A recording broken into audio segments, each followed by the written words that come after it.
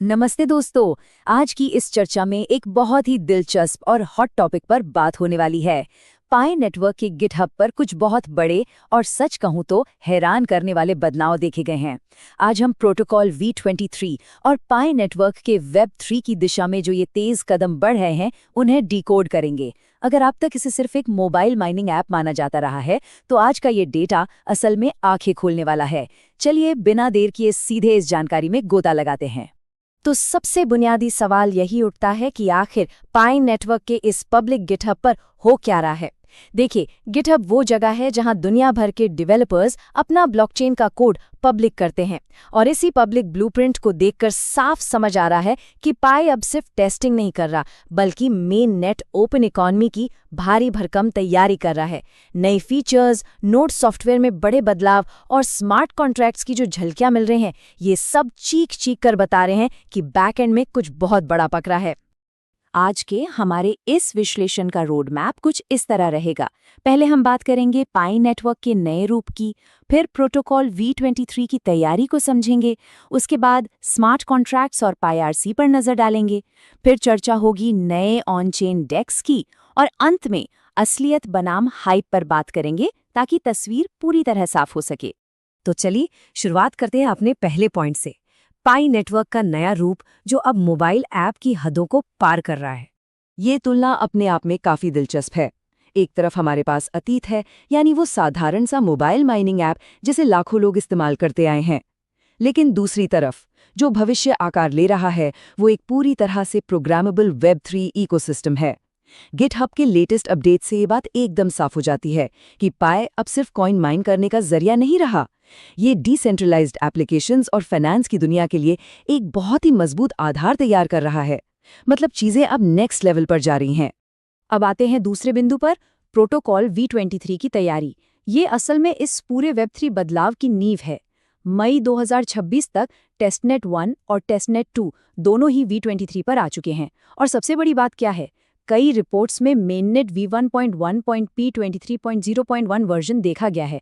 ये कोई छोटी बात नहीं है, बल्कि इस बात का पक्का सबूत है कि मेननेट माइग्रेशन बहुत तेजी से आगे बढ़ रहा है। अब ये प्रोटोकॉल V23 कोई छोटा मोटा सॉफ्टवेयर अपडेट नहीं है, ये लिटरली एक पूरा वेब 3 इकोसिस्टम खड़ा करने की मास्टर चाबी है। जरा इसके फीचर्स पर नजर डालिए। इसमें स्मार्ट कॉन्ट्रैक्ट्स, ऑन-चेन DX, कहीं ज्यादा बेहतर नोड स्टेबिलिटी, RPC एक्सेस, पाई जैसे टोकन स्टैंडर्ड्स और तो और रियल वर्ल्ड एसेट्स यानी RWA टोकनाइजेशन जैसे कमाल के फीचर्स शामिल होने की उम्मीद है। यही वो सारे फीचर्स हैं जो किसी भी ब्लॉकचेन पर डिसेंट्रलाइज्ड फाइनेंस और एडवांस्ड एप्लीकेशंस को संभव बनाते हैं। बैकएंड में जो तकनीकी बदलाव हो रहे हैं वो सच में बहुत बड़े हैं। हाल ही के नोड अपग्रेड में एक ही समय में 3 बड़े सिस्टम्स को बदला गया है। जरा सोचिए, प्रोटोकॉल 22 से 23 पर छलांग लगा रहा है, ऑपरेटिंग सिस्टम उबंटू 20 से सीधे 24 पर जंप कर रहा है और डेटाबेस PostgreSQL 12 से 16 पर अपग्रेड हो गया है। ब्लॉकचेन की दुनिया में किसी लाइव नेटवर्क पर इतने बड़े बदलाव एक साथ करना तकनीकी रूप से एक बहुत बहुत बड़ी चुनौती होती है। और यही वजह है कि पाई कोर टीम ने खुद इस भारी अपग्रेड के बारे में कहा है, one of the most challenging upgrades to date, यानी आज तक के सबसे चुनौतीपूर्ण अपग्रेड्स में से एक। इस अपग्रेड को हर एक नोड के लिए अनिवार्य किया गया था। सीधी सी बात थी, जो इसे समय पर पूरा नहीं करते वे नेटवर्क से हमेशा के लिए डिस्कनेक्ट हो जाते। मई 2026 की ये टाइमलाइन नेटवर्क की असली रफ्तार दिखाती है।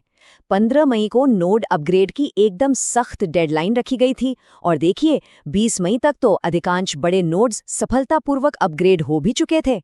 दिलचस्प बात तो ये है कि 25 मई 2026 के लिए प्रोटोकॉल V24.1 पहले से ही शेड्यूल्ड है, जिसका पूरा फोकस परफॉर्मेंस और नेटवर्क को और ज्यादा ऑप्टिमाइज करने पर होगा।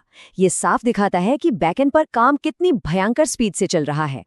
तकनीकी गहराइयों में थोड़ा और उतरते हैं और अपने तीसरे सेक्शन की बात करते हैं, स्मार्ट कॉन्ट्रैक्ट्स और PRC। आसान भाषा में कहें तो ये डेवलपर्स के लिए डिजिटल बिल्डिंग ब्लॉक्स हैं। तो स्मार्ट कॉन्ट्रैक्ट्स क्या होते हैं? ये वो ऑटोमैटिक डिजिटल एग्रीमेंट्स हैं जो बिना किसी बिचौलिए के अपने आप काम करते हैं। कम्युनिटी की रिपोर्ट्स ये इशारा कर रही हैं कि पाई नेटवर्क स्टेलर कोर पर आधारित है और पूरी संभावना है कि ये स्टेलर के सोरोबान स्मार्ट कॉन्ट्रैक्ट सिस्टम का इस्तेमाल करेगा। इसका सीधा सा मतलब ये है कि अब इस नेटवर्क पर ऑटो पेमेंट्स, एस्क्रो सिस्टम्स और NFT मार्केटप्लेस जैसी चीजें बनाना बिल्कुल मुमकिन हो जाएगा। ये एक तरह से गेम चेंजर है। इसके बाद बात आती है RPC सर्वर की। ये एक बेहद अहम सिस्टम है जो डेवलपर्स को सीधे ब्लॉकचेन से जुड़ने का रास्ता देता है। पाई कोर टीम ने घोषणा की थी कि अप्रैल 2026 में टेस्टनेट पर RPC सर्वर पूरी तरह से ऑपरेशनल हो चुका है। अब इसका फ़ायदा क्या है? फ़ायदा ये है कि अब डेवलपर्स आसानी से वॉलेट्स कनेक्ट कर सकते हैं, ट्रांजैक्शंस भेज सकते हैं और बिना किसी रुकावट के अपने DApps को टेस्ट कर सकते हैं। नेटवर्क अब बाहरी दुनिया से बात करने के लिए पूरी तरह तैयार है। अब देखिए, कोई भी ब्लॉकचेन बिना टोकन स्टैंडर्ड्स के तो अधूरी ही है ना, और यहीं पर एंट्री होती है PIRC की। जैसे इथीरियम की दुनिया में ERC-20 टोकन स्टैंडर्ड बहुत मशहूर है, बिल्कुल वैसे ही पाई नेटवर्क में PIRC काम करेगा। PIRC 1 फरवरी 2026 में गिटहब पर लॉन्च हुआ और उसके तुरंत बाद अप्रैल में PIRC-2 को डेवलपर्स के रिव्यू के लिए खोल दिया गया।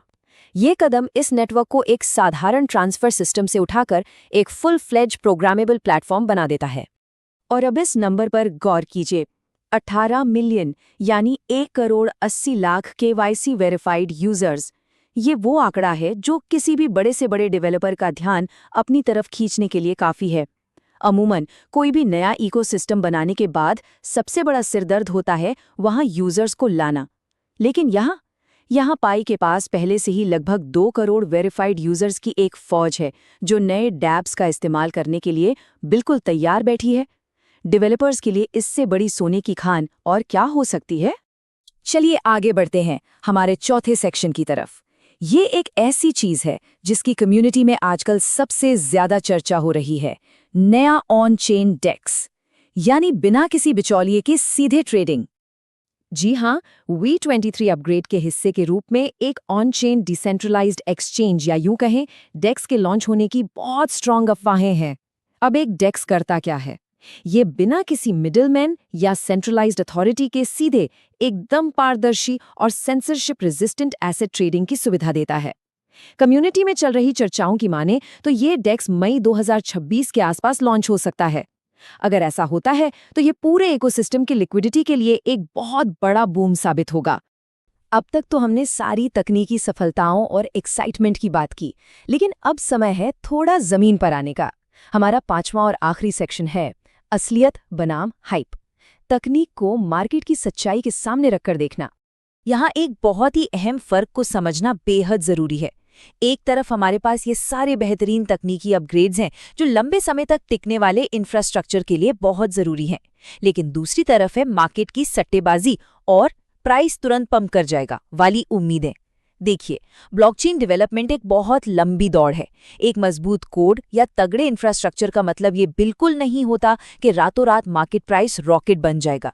तकनीक और मार्केट दोनों अलग अलग रफ्तार से चलते हैं। असल में मार्केट की जो सक्सेस है ना, वो हाइप, लिक्विडिटी, नेटवर्क को लोग कितना अपना रहे हैं और सबसे बड़ी बात सरकारी रेगुलेशंस, इन सब चीज़ों पर निर्भर करती हैं। हाँ, ये बात सच है कि पाई नेटवर्क को हाल ही में US मार्केट में OKX और क्रैकन जैसे बड़े और नामी एक्सचेंजों पर लिस्टिंग मिली है, जो कि यकीनन एक बहुत ही पॉजिटिव संकेत है। लेकिन एक इकोसिस्टम की व्यापक सफलता सिर्फ बढ़िया कोड लिखने से तय नहीं होती। बाहरी मार्केट के ये सारे फैक्टर्स भी सही दिशा में काम करने चाहिए। इसलिए किसी भी नतीजे पर पहुंचने से पहले इन जरूरी बातों को हमेशा याद रखना चाहिए। आज का ये विश्लेषण पूरी तरह से एजुकेशनल है। जो भी तकनीकी डेटा आज डिस्कस हुआ है उसमें से काफी कुछ गिटहब ट्रैकिंग और कम्युनिटी रिपोर्ट्स पर आधारित है। इसलिए हर बड़ी खबर के लिए पाई कोर टीम की आधिकारिक पुष्टि का इंतजार करना ही समझदारी है। क्रिप्टो मार्केट्स अपनी भयानक अस्थिरता के लिए जाने जाते हैं, इसलिए कोई भी फैसला लेने से पहले अपनी खुद की रिसर्च जरूर करें। ये कोई फाइनेंशियल एडवाइस नहीं है। और अब इस पूरी चर्चा को एक बहुत ही गंभीर और अहम सवाल के साथ खत्म करते हैं। क्या इंफ्रास्ट्रक्चर में हो रहे ये विशाल बदलाव सच में मार्केट में लंबे समय का एडॉप्शन ला पाएंगे?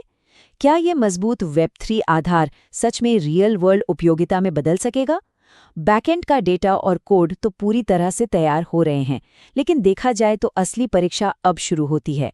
इस पूरे बदलाव पर नज़र बनाए रखना बहुत दिलचस्प होगा। आज के इस विश्लेषण में साथ जुड़ने के लिए